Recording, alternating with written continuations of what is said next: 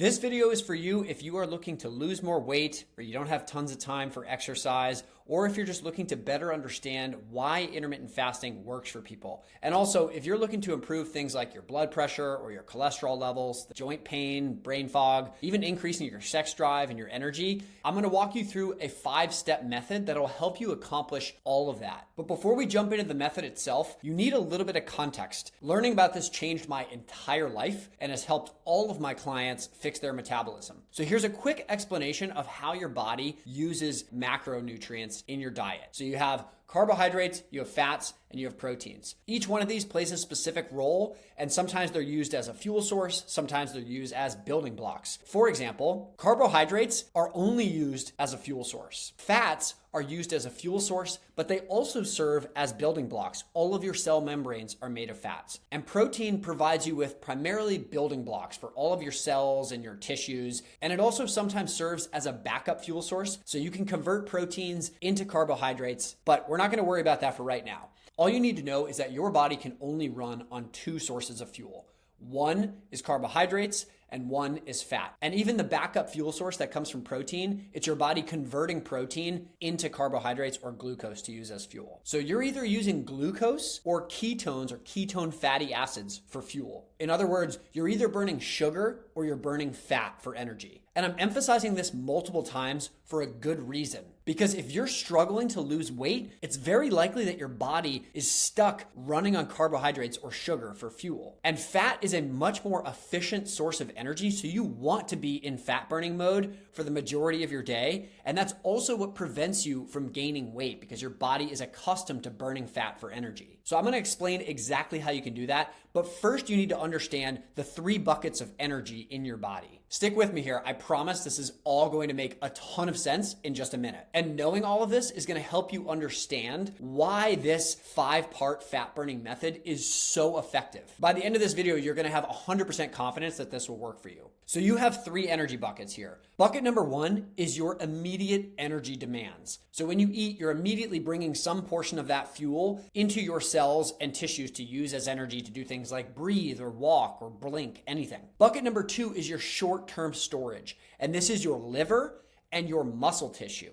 And this maxes out at about 1,500 calories of carbohydrates, which for most people falls somewhere within 18 hours to 36 hours of fuel. It just depends on your activity level. And remember the point about your muscle, because we are going to come back to that. Bucket number 3 is your long-term energy storage. This is your fat tissue, and this is by far the biggest bucket in your body. You can't store much more than 1,500 calories of carbohydrates as short-term energy, but you can store basically an unlimited number of calories as fat, which is why you see people that end up getting to be 600, 700 pounds. Now that you understand the 3 energy buckets, you'll understand why the solution to burning more fat and maintaining a lean, muscular body is so straightforward. And we're about to get to that 5-step method, but right before we do, there are 2 ways to prevent energy being converted into your long-term storage or your fat. When bucket number 1 and bucket number 2 are full, everything else beyond that gets stored in bucket number 3. Again, that's your fat tissue. So when your cells and tissues, they have all the immediate energy needs met, and then your liver and your muscle glycogen is completely topped off, that 1,500 calories, everything else is converted into fat to save for later. So this is kind of what it looks like if it were a waterfall. Bucket number 1 fills, starts filling bucket number 2, then bucket number 2 is full, starts filling bucket number 3. So how do you stop energy from going into bucket number 3? You either create a higher immediate demand, so bucket number 1, by moving more or exercising more, or you prevent bucket number 2 from overflowing, meaning you give your body enough time to burn through the energy in bucket number 2 so that it never reaches a point where you're storing tons of energy in bucket number 3. If you're sitting there and you're like, did I just watch this entire video for him to just tell me to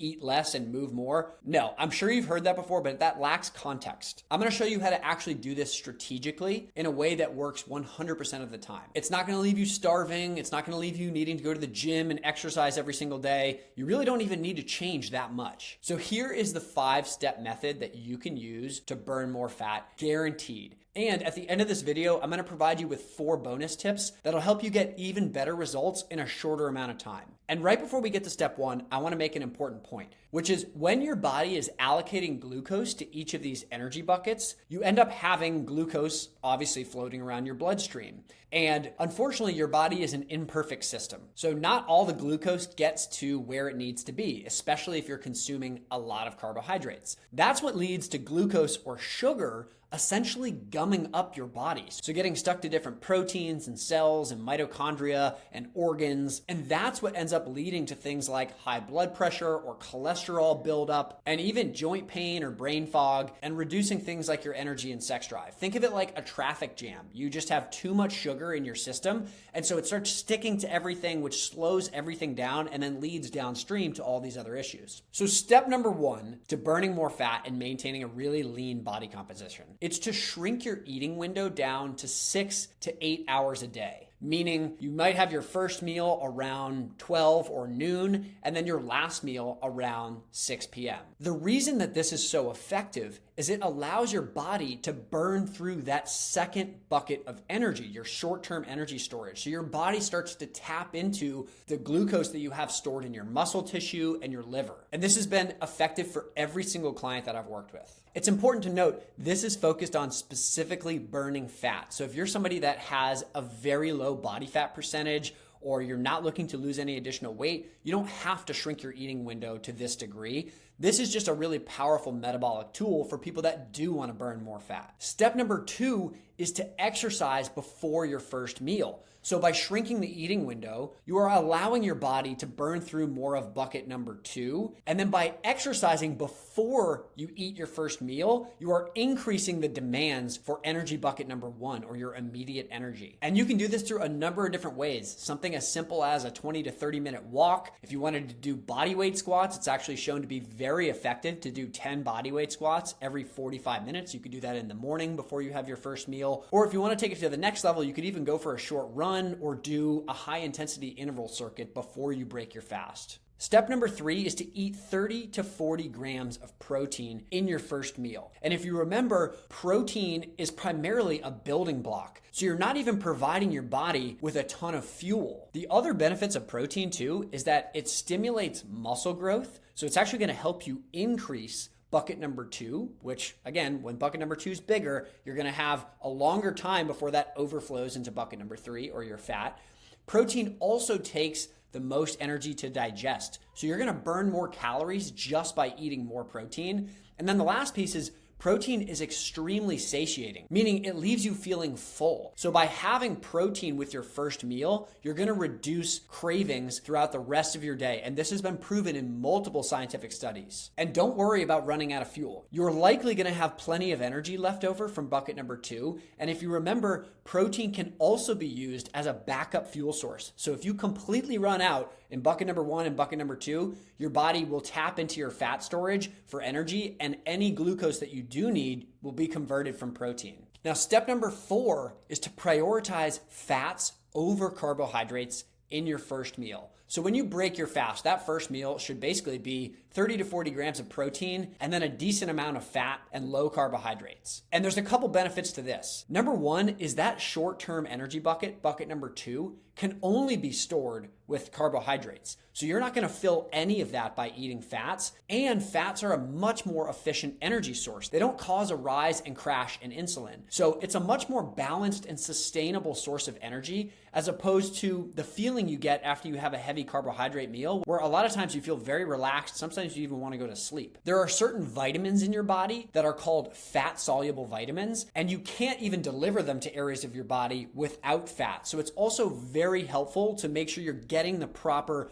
vitamins and minerals in your diet by consuming fat. Now, here's kind of a nerdy example to emphasize just how much more efficient it is to run on fats than it is to run on glucose. ATP is the energy currency in your body. Total ATP that you generate, so the energy that you generate from a single molecule of glucose, is roughly 30 to 34 ATP. Total energy generated, or ATP, from fats is roughly 106 ATP. You don't need to remember all of that. I'm just a huge nerd, and I wanted to point out that the energy that you get from fat isn't just more balanced, it's over 300% more efficient than the energy you get from glucose. And if you're sitting there and you're like, well, the brain needs glucose. You do need a little bit of glucose, but remember, your body can produce that from protein. And quite frankly, 95% of people eat way too many carbohydrates. Again, one of the main points I want to emphasize for you is that your muscle and your liver, energy bucket number 2, your short-term storage, maxes out at about 1,500 calories of carbohydrates. By eating carbohydrates every day or at every meal, this bucket is almost always full, meaning it's going to constantly be overflowing into bucket number 3. You're going to be stuck in fat storage mode. Before we get to the last step of this formula and the 4 bonus tips, my name's Andrew and I'm the founder of Longevity Lifestyle. And if you've enjoyed this video and want more content like this, I just started this YouTube channel, so I'd appreciate if you're willing to subscribe. And if you want the instructions for this formula and the bonus tips in writing, you can download them for free at the link below. So another really important component to this is just to be mindful of your overall carbohydrate consumption. And for a lot of people, those carbohydrates come from drinks. So step number 5 is to avoid drinking your calories. Some of the highest calorie drinks that have tons of sugar in them are things like alcohol, sports drinks, and soda, but even things like fruit juice or dairy. So if you're really struggling to lose weight, I highly recommend avoiding or at least limiting all of these. And if you absolutely need to drink something on here,